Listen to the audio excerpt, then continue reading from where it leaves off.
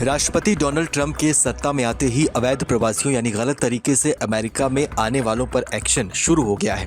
इससे अमेरिका में रह रहे वैसे प्रवासी डर में हैं जिनके कागज यानी कि वीजा दस्तावेज पूरे नहीं हैं और इस लिस्ट में हजारों की संख्या में भारतीय भी शामिल हैं। अमेरिकी प्रशासन की ओर से तैयार दस्तावेजों के अनुसार अमेरिका में लगभग 18,000 ऐसे भारतीय हैं जिनके पास अमेरिका में रहने के लिए पर्याप्त वैध दस्तावेज नहीं है।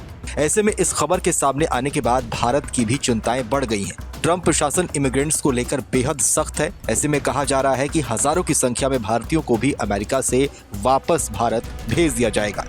US immigration and custom enforcement यानी आईसीई के आंकड़ों के अनुसार नवंबर 2024 तक 20,407 लोग ऐसे थे जिन्हें अमेरिका बगैर दस्तावेजों या फिर अधूरे दस्तावेजों के बताता है। इन भारतीयों पर ही ट्रंप प्रशासन की पैनी नजर है। इन भारतीयों को लेकर फाइनल रिमूवल ऑर्डर कभी भी आ सकता है, यानी इन भारतीयों को कभी भी भारत डिपोर्ट करने की प्रक्रिया शुरू की जा सकती है।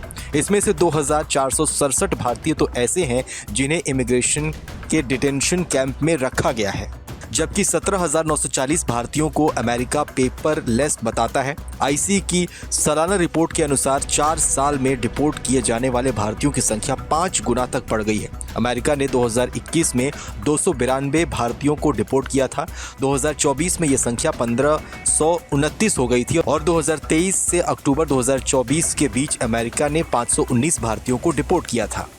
अमेरिका ने इन भारतीयों को डिपोर्टेशन लिस्ट में डाल दिया है, यानी कि ऐसे गैर अमेरिकी जिसे अमेरिका से उनके मूल देशों से भेजा जाएगा। अगर ट्रंप प्रशासन अपने प्रवास की नीतियों पर इसी सख्ती के साथ अगर खड़ा रहा तो इन भारतीयों का कभी भी फाइनल रिमूवल ऑर्डर आ सकता है। आपको बताएं तो अमेरिका की कुल आबादी इस समय 34 करोड़ है। आंकड़े बताते हैं कि अमेरिका में 1 करोड़ 10 लाख से लेकर 1 करोड़ 40 लाख के बीच प्रवासी हो सकते हैं। हालांकि ट्रंप प्रशासन का मानना है कि यह संख्या 2 करोड़ से 2.5 करोड़ के बीच हो सकती है।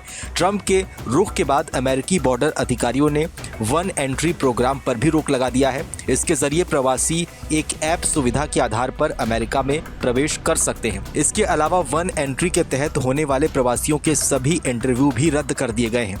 इस इंटरव्यू के लिए प्रवासियों का नाम लॉटरी के आधार पर चुना जाता था। एक बार नाम चयनित हो जाने और अप्रूवल मिल जाने के बाद ये प्रवासी अमेरिका में जीने और खाने का अधिकार पा लेते थे। लेकिन ट्रंप ने इस ऐप को भी बंद कर दिया है। अवैध प्रवासियों को लेकर ट्रंप की पॉलिसी इतनी सख्त है कि इस बात का अंदाजा इसी से लगाया जा सकता है कि राष्ट्रपति बनने के तुरंत बाद ही उन्होंने मैक्सिको बॉर्डर पर आपातकाल लगा दिया है और वहां सेना भेज दी गई है।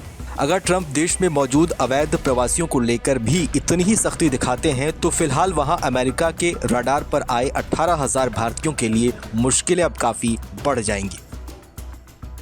जैसे कि मैं सो रहा हूँ तो पिताजी को जगाना है मुझे, तो वो डायरेक्ट उठाने के बजाय, और हिंसा की परंपरा मेरे यहाँ नहीं थी सौभाग्य से, तो वो क्या करते थे कि उस कमरे में आ जाएंगे या बाहर से गुजरेंगे और चौपाई बोलेंगे, प्रात काल उठ के रघुनाथा